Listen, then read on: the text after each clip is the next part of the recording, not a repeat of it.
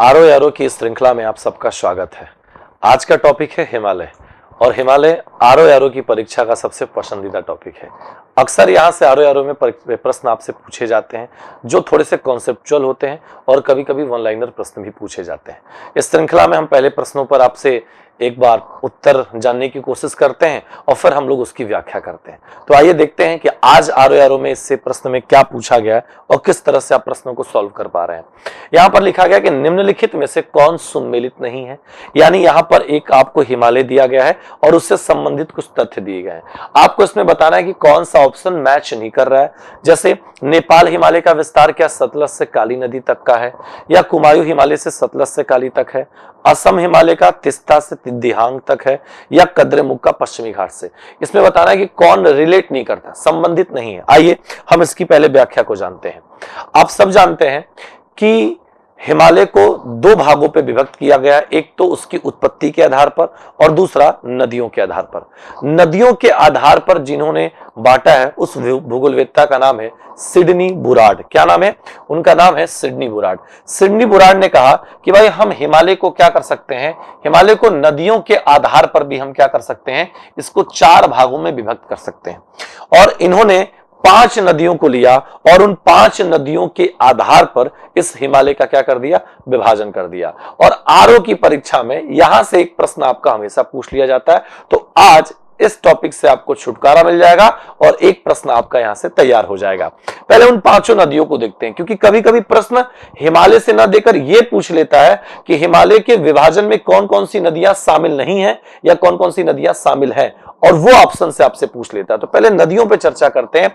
जैसे सबसे पहले दिया गया सिंधु नदी को इसमें शामिल किया गया है, सिंधु के बाद सतलज नदी को शामिल किया गया है, सतलज के बाद काली नदी को शामिल किया गया है, काली के बाद तिस्ता नदी को शामिल किया गया है, और तिस्ता नदी के बाद दिहांग नदी को शामिल किया गया है। तो पहले तो इन 5 नदियों को बहुत ध्यान से देख लीजिएगा। यही 5 नदियां हैं जिनको सिडनी बुराड ने शामिल किया और इन्हीं के आधार पर हिमालय को 4 भागों में क्या किया, बांट दिया गया। चलिए आगे देखते हैं। जैसे सिंधु नदी से लेकर जो सतलज नदी तक का एरिया होगा, ये पूरा का पूरा एरिया, ठीक है, सिंधु नदी से लेके जो सतलज नदी तक का एरिया होगा उसे हम लोग कश्मीर हिमालय के नाम से जानते हैं। क्या जानते हैं? कश्मीर हिमालय के नाम से जानते हैं।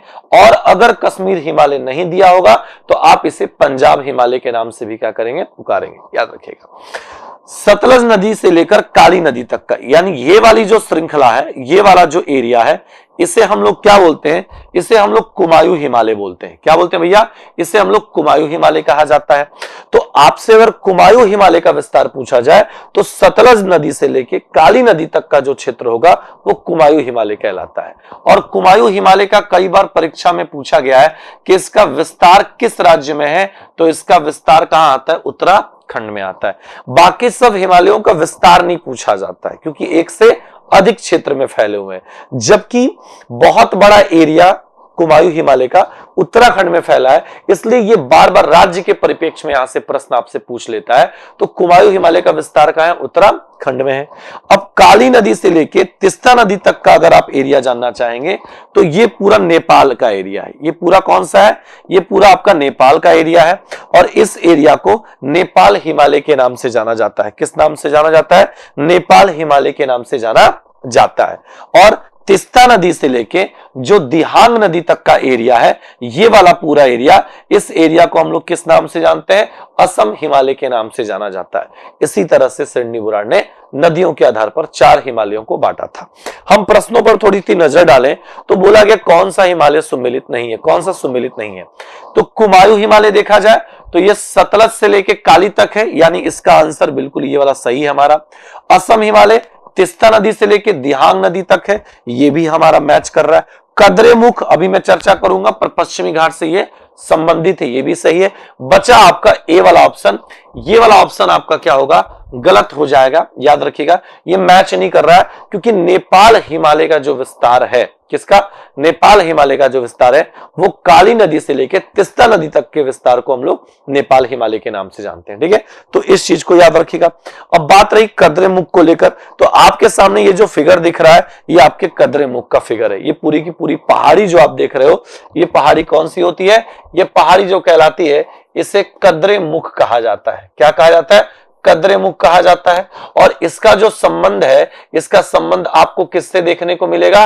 पश्चिमी घाट से देखने को मिलेगा। किससे मिलेगा? पश्चिमी घाट से देखने को मिलेगा।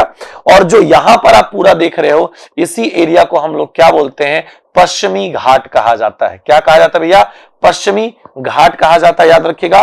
और ये रहा आपका यहाँ पे कद्रेमुख का एरिया। क्या रहा? यहां पर आपका क्या रहा भैया? कद्रेमुख रहा, कर्नाटक राज्य में पड़ता है। कद्रेमुख कहां पड़ता है? कर्नाटक राज्य में पड़ता है।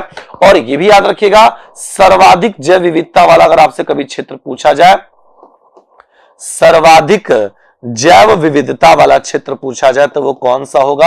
आपका पश्चिमी घाट होगा, ठीक है। तो इससे आपके पूरे प्रश्न तैयार हो जाएंगे, ठीक है। उम्मीद है कि आपको इस आरओ की श्रृंखला में ज्योग्राफी की क्लास से ये प्रश्न आपको समझ में आया होगा और उसकी व्याख्या से आपको अन्य भी प्रश्न आपको मिल गए होंगे, ठीक है। Thank you very much. जय हिंद, जय भारत।